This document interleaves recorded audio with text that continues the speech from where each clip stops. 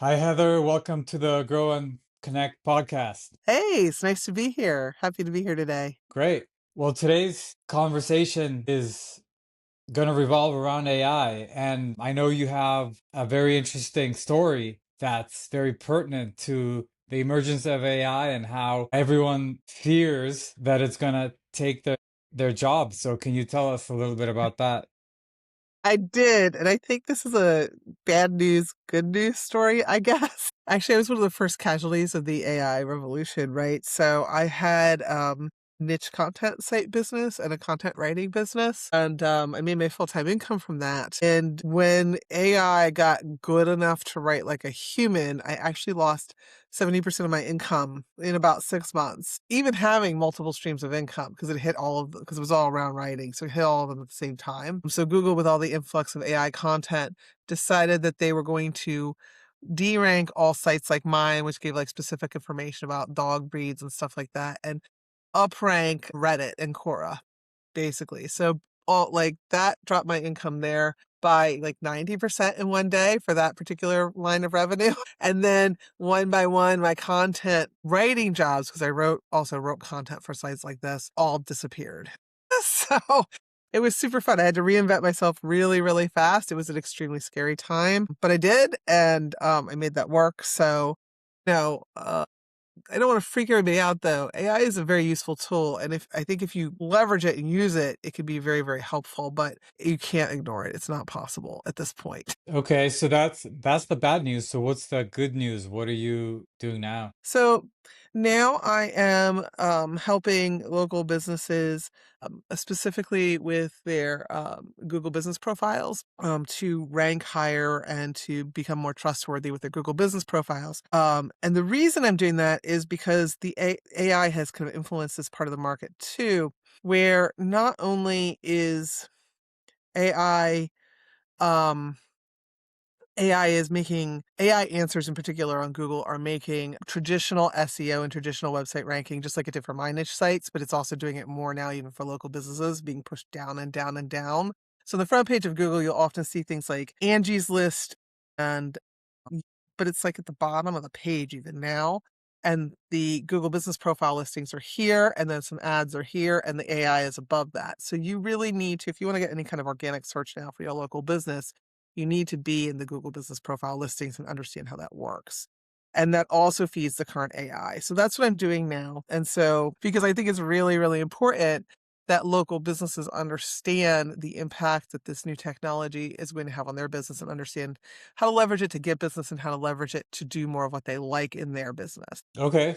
Well, great. And so sounds like AI is really impacting the way that Google search is done.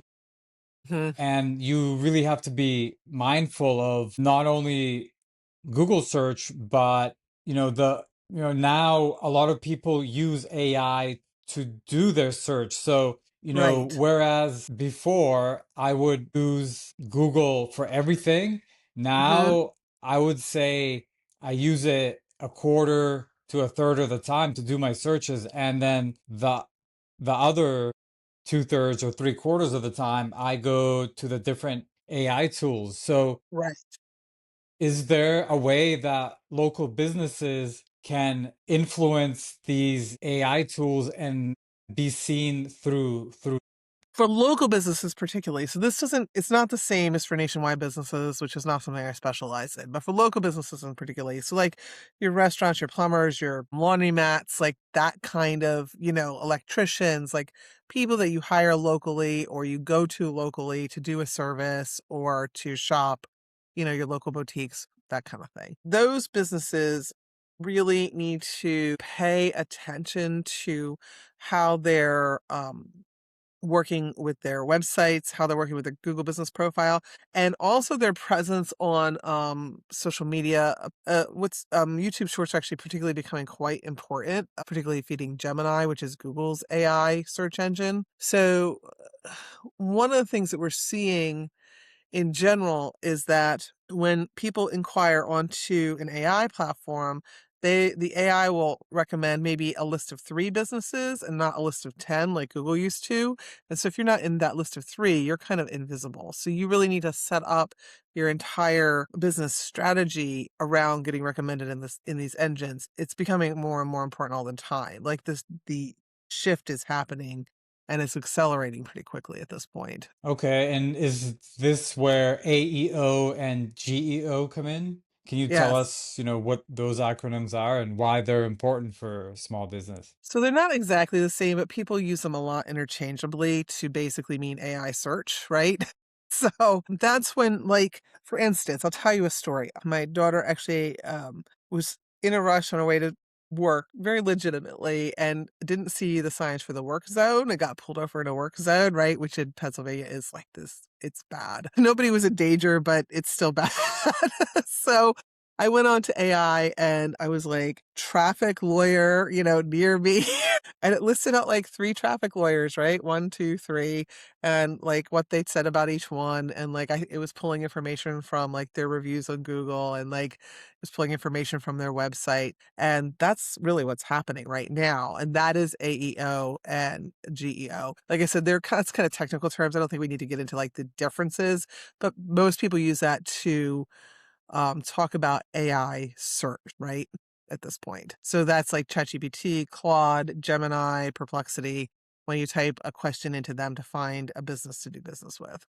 And so what kind of content is most likely going to get pulled into um, these AI platforms to lead to the answer to a question like the one you asked about? Right. So a lot of times these are like, so a lot of times these are long tail type of inquiries, like the stuff you type into, if you think about how you use ChatGPT, it's not quite the same, or how you use like Claude, it's not quite the same as like how most people used to use Google. They tend to be like more specific, actual like questions, right? And so one of the things that businesses are doing that's successful right now is that they are putting fact sections in the articles on their websites that are properly, marked up, and they're putting these fact sections in that kind of answer the questions that people commonly ask in a very like straightforward and easy to understand way. And that can help. Getting recent reviews on Google can help. Making sure that your Google business profile is filled out completely can help a lot. And like recency of photos and things like that so they can see you're a real business and are active. And then as I said, like short form video is actually becoming more important, believe it or not, to like discoverability in general and just being found. So you mean short form video that's embedded in the actual website, or I mean short form video that's on like TikTok and Instagram and Facebook and YouTube. Like little like videos about your business. It's kind of like the Gary V way of doing things where you kind of contentify everything. And it's actually not hard to do for a lot of local businesses because especially service businesses often have maybe not a lawyer, but like especially a lot of home service businesses often have really beautiful pictures, catering businesses, you can make great content around that and grow a local following that way. So that also helps with your discoverability. It's not directly related to AEO and GEO, but the AIs, they pull information from everywhere. So the more visible you are, the easier it is for them to find you. okay, so unlike old school SEO that just looked at your website, I know Right. that Gemini also uses YouTube to It does. train their data, right? So, if you have content on YouTube and then you have your website and the AI is trained and all of that, it can piece those things together to improve your chances of being pulled up as one of the top 3 results if Right. the question, matches that. So that makes sense. And so you're saying that other platforms like Instagram and TikTok also contribute to, I mean, if they don't yet, I'm not sure, to be honest, but they will very soon because YouTube and Gemini already have Right. that in place. And I think so too, in and of itself. So I don't know. I'm not seeing a lot that TikTok directly influences, for instance, AEO and GEO like in Claude or in ChatGPT. But what I am seeing is that TikTok is developing a much stronger search algorithm in its own right? Like, so they've rolled out like local reviews. They definitely push content from your local area. Like that is definitely happening more and more. Okay. So people can just use TikTok to go on to TikTok and search TikTok for local businesses, because then you'll not only get a small blurb about the business, but you'll even, you'll get some visuals, some video to Hmm. what they do, what their services are, and more information that way. Right, exactly. Okay. And that's That's definitely happening more, especially on TikTok. I think it's probably happening more in the Facebook algorithm, the Meta, Facebook, Instagram algorithms as well. Like they're just becoming more search platform oriented, right? Where you can tag your business, you can tag your local business, you can develop visibility that way. So, that's important. And that sounds really overwhelming, but it doesn't have to be as bad as it sounds because one piece of short form content could be distributed across platforms. So you don't need to like create something for like TikTok, something for YouTube, something for Instagram, something for Facebook. You can do it once and distribute it. And honestly, if you even put out two pieces of content a week, you're going to be doing better than like 80% of businesses out there. So like it's not a huge lift. And you can have AI help you script that content out and help you plan it too. Yeah, but it does take effort, It time out of does. your day to plan it, to script everything, even though AI helps, and then to actually produce it and edit it. So, but that's the way things are going, and even small businesses need to be there and be active. So, Yeah, absolutely. people have to be able to find you, like the traffic on like you have to be able to kind of drive your own traffic. If you're a small business owner, you have to be able to drive your own traffic. Like I guess, if you're in the King of Prussia Mall, which is a mall near us, it's one of the largest still malls in the country, booming. It's a big regional mall, one of the few ones it is. You're probably fine.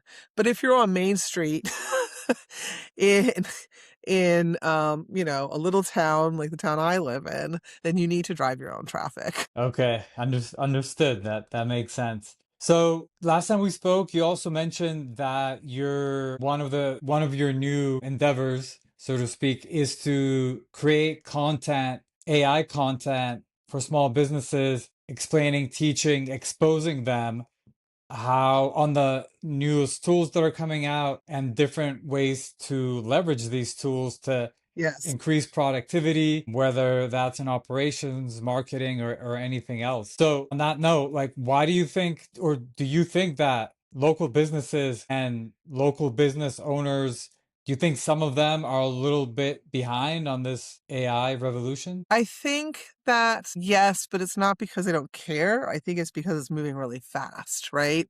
And I think that most of the people that are talking about this stuff are talking about it in extremely techie level, assuming everybody else is really into it, which is not particularly the case at all. So, I think that there's a big gap in the market about like, and I think there's a lot of hype too. I think there's a lot of hype that says that AI can do everything and it will take over everybody's job. And I I don't think that's particularly true. I think that AI is extremely useful. I think that small businesses must and local businesses must adopt it sooner rather than later. And you can start easy. Like you can start with having just dumping your ideas into like ChatGPT or Claude and have it organize them for you so that you can accomplish more, right? I found that as a lot of entrepreneurial people, not all, but a lot of entrepreneurial people like me, I tend to have kind of a brain that comes up with a lot of ideas and implementation is not always the easiest thing. So I find that using AI as leverage to organize my ideas into an implementatable system is extremely, extremely helpful. So that's a really easy place to start. Okay, and what exactly do you mean by that? Or organizing your ideas into an implementable system using Claude or ChatGPT? So what I'll do is I'll open up ChatGPT or Claude. I work in both. It depends on what I'm doing. But I'll open up ChatGPT. I'll put on the like talk button because it's so much faster, right? I'll just click talk and I will just say, these are my ideas around this thing that I'm doing. And I will just talk them all out and I'll say, I want you to act as an expert organizer and I want you to organize my ideas for me. and then it will put them in a nice organized list along with like, this is what you should do first, this is what you should do second, this is what you should do third. Now you do have to like use your brain. AI is not foolproof, it's not perfect, it's a tool. But it really like it helps me a lot go from overwhelm to implementation in a much faster way than I have ever been able to in my entire life. Yeah, that makes sense. And then what you can do, actually, I'll just add to what you said, is both with Claude and ChatGPT, you can go over to the left-hand side where it lists the different conversations that you've had, and you can actually rename it, and you could name it, whatever your idea was on, you could name it that, so that, Right. in the future, go back and reference it anytime and continue the conversation Right. if needed. And an even more powerful way to do that is to use projects. Projects are available in both Claude and ChatGPT, and projects are awesome. Is one of the limitations of AI, and this is getting better, but one of the limitations of AI is that it forgets what you say over time. It's called an attribution window, I think. Something. That's what I think it's called. And but it forgets. It just like forgets. It just stops remembering. But if you take your documents about what you want to do in your business or in your life, so like I have a folder for a project that I'm launching, right? And I put in documentation for that project about what I'm trying to accomplish, what I'm trying to do. And I actually I'm doing that in Claude because Claude can actually make new documents as I go. So I will talk to Claude and say, this is what I want to do next, blah, blah, blah, blah, blah. And they'll say, okay. And I had it trained so it says, do you want me to make a new document for that? And I'll say, yes, make a new document. And then I put it in my project folder. And when you have documents in a project folder, it will reference those documents every time you have a conversation so that it always stays on track with what you actually want it to do. Yeah, absolutely. And I think just adding to that, in when you create a project, you can actually give some instructions to that project that will sort of live in that conversation, and the AI that you're having the conversation with will always reference those instructions and, whatever they may be. So those are going to be part of the conversation. Right. And then since we talked last, I think this was actually happening when we talked last, Claude Cowork has been released. Are you familiar with that? It's amazing. It is, yeah. I am familiar with it. Yep. So what Claude Cowork has done is the way I talk to people about it when I'm telling people about it is has okay, so this is reflective of my age, I realize, but it has taken is the windowfications of AI. So what I mean by that is before the Windows operating system, which is what we all use on our computers now, on Mac, which is based off of, so before the Windows operating system, computers were all just code, right? They had almost no usable user interface. So Claude Cowork has taken the stuff that people have been yapping about AI for like a year and a half. AI can do this, AI can automate that, AI can automate this, and it makes it accessible for normal people to actually automate their stuff. So you can go in and take Claude Cowork and you can attach it to like a Gmail account and have it unsubscribe from emails that you don't want to be subscribed to. You can have it summarize what's coming into your inbox in the morning, and you can have it write auto replies based on rules that you set up without having to go into code, just with using natural language. That's just one use case, but that's probably the easiest, most practical one for most people. But it's amazing. It is. It's a very, very useful tool. I actually, a couple of weeks ago, I do some consulting, and I just delivered a consulting project for some data analysis. And I had all these output files that were, either Excel spreadsheets or like summaries in, these formats that are made for a computer to read. So a human Right. can kind of go through them and figure out what's going on, but they're not very easy to read. And in total, there was probably around 10 files. And I put them into a project and I said, okay, this is the project I worked on, and these are the results in these files. Can you create a PowerPoint presentation from all of this data, all of these results? And a few minutes later, I had a PowerPoint. I went through it, made a couple of fixes here and there, Right. and And I did was you ready need to to use go. any code for that, or were you able just to talk to Claude Cowork to do that? No, zero code. I just talked to Claude Cowork and told it what to do. I probably wrote three, four, five sentences describing the project, describing kind of what's in the files. And it went right? through, it read the files, and it created a PowerPoint. Usually that would have taken me over a day, maybe 2 days to put together the PowerPoint, make it all nice and pretty with the colors and, the Right. charts and everything done in a few minutes. So I have a friend that runs a pretty large company actually, and she's actually using ChatGPT to create most of her graphics now. Like she'll put in the picture of her product, right? And she'll be like, this is what I want to name it, and this is what I want. And then she'll just go through iterations until she gets what she wants.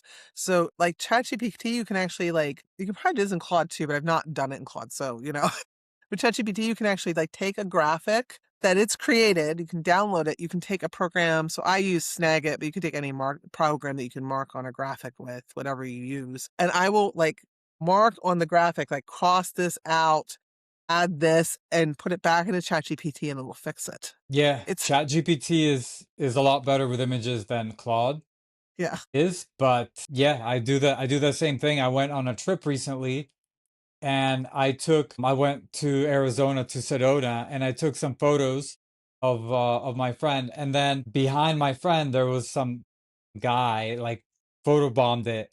And probably even 6 months ago I would go on to Upwork, and I hired a guy and he would edit the photos that I needed. right.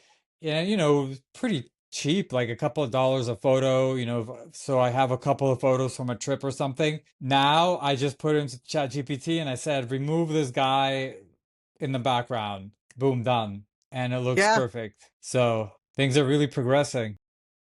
it's really remarkable. And that's what I'm saying is not that you need to I think that AI is here, right? And if you're a local business owner or anyone else for that matter, AI is here. It is not going anywhere. The amount of investment that's happening in AI is astounding. Whether there's a bubble or not, I don't know. But there was a dot-com bubble back at the beginning of the internet, and the internet is still transformative in every aspect of our lives today. So, I think whether or not there's a bubble, AI is here. It's here to stay. It's a transformative technology, so you either get on board with it and learn how to use it and learn how to make your business better and more productive and more efficient so that you can take your time on the things that grow your business, right? That's how I see AI as being the most useful. You get AI to do most of the grunt work so you can grow your business. And you either do that or you get left behind. There's really not much choice at this point. You have to embrace it or get left behind. It's kind of like not being on the internet, right?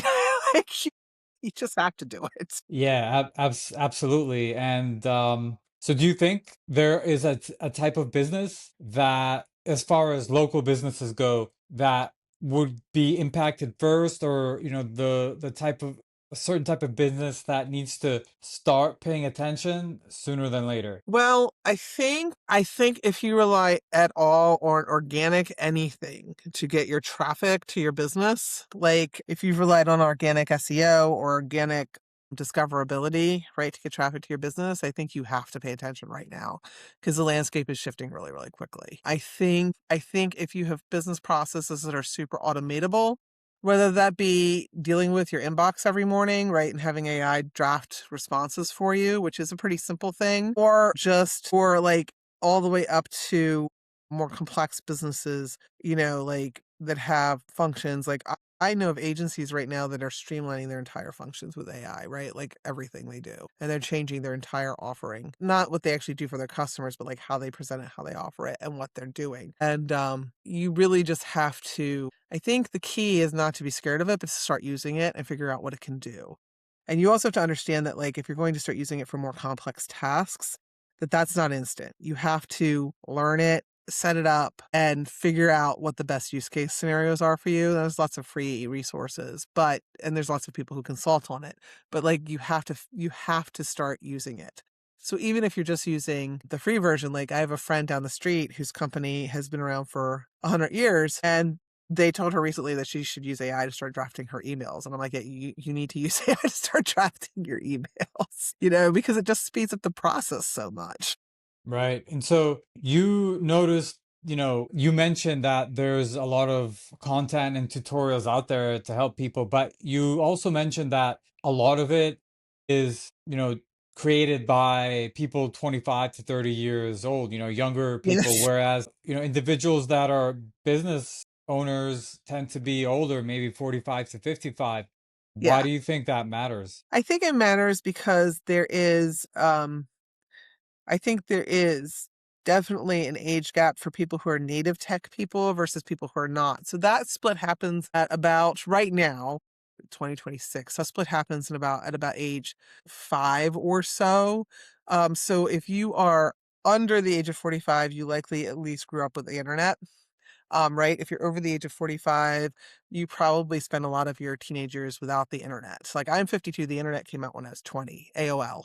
There was like some basic like stuff before that, but not like it was all like university based. Like nobody really had access to it. So yeah, dial-up internet dropped when I was 20 years old. So I think there's a big difference between who is native and who is not. And I think they speak slightly different languages. And so I think it's important to even for people who are like super tech savvy like me, who are, in midlife, like I am still not as fluent at it as some people who are younger than me. I'm just not. And I am super tech savvy. So I've had to like learn it. And it's helpful to have people, I think, who are who are like kind of in your age bracket to demystify it for you. Yeah, I mean, I agree.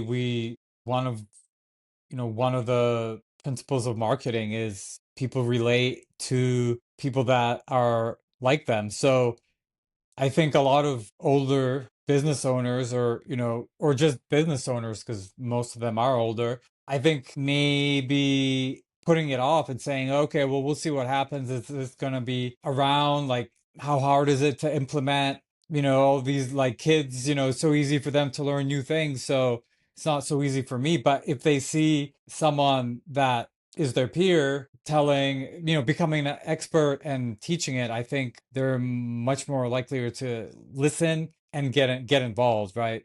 Actually Right. start doing it themselves. I agree. I agree. And it's just super important. I can't emphasize how important it is that you don't ignore what's happening right now with it. Agreed. Because it's actually fairly easy to learn. And especially now with Claude Cowork, like the more things that AI can do are so much more useful than they were even 3 months ago. You could do it 3 months ago, but you had to be very technical to do it. Now you can just talk to the machine. And it's almost like Star Trek. You can just talk to the machine and have it do it for you. Like it's really wild. I was having it rename video files for me.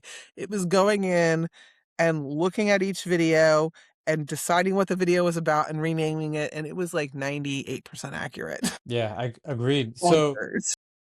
if someone watching right now and they're looking to start because they're coming to the realization that it's unavoidable and it needs to be done, where would you suggest they start, or with what do you suggest they start, if they're just using ChatGPT to ask questions and that's the level where they're at right now? Right. What do you suggest the next steps would be? So there would be 2 things that I would suggest. The first one is, learn how to use projects in ChatGPT because that's a super useful tool. I think that was like when I learned that, I was like, "Oh my god, this is actually like this is so much more useful than I thought it was going to be," right? Um Because, as I mentioned earlier, when you have a project, you can have ChatGPT or Claude, they both have project functions. You can have it advise you on your specific project without having to retell it about your project every time. So when they like in the old days, a year and a half ago, they talked about training your GPT, and that was kind of complicated. Now you can just upload files to a project, and that is your GPT training, right? Like, so you take your documentation for a specific area of your business. Like, let's just say you are a coin laundry operator, right? You have a laundromat. And let's say that you are looking at the pros and cons of putting in like credit card machines instead of coin machines. You can put all the documentation for that project and what you want to accomplish, and you can put it into a project. You can actually do it, and then you can have like ChatGPT or Claude actually research, according to what you want to accomplish in that project, the specifics, and have you put together pros and cons plans. Now, remember, I think it's really, really important to remember that AI is glazing. So in modern language, it means it's like in like the common language, in normal language, it means it's super flattering. They call it glazing. So it's super flattering. It tells you what you want to hear. So you have to be aware of that, so it doesn't lead you down the wrong stupid path.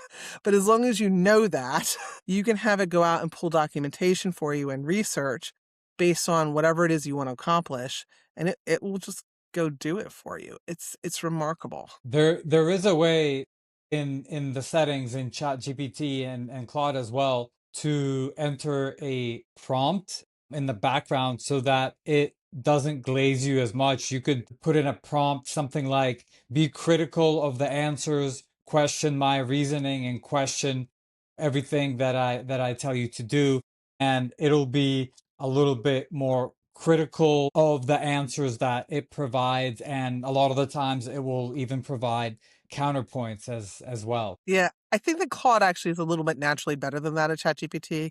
Even when I put in prompts in ChatGPT to get it to do that, I have a hard time getting it to do that. Claude does that a little bit better just as a base level of programming, I think. Personally, what do I you think?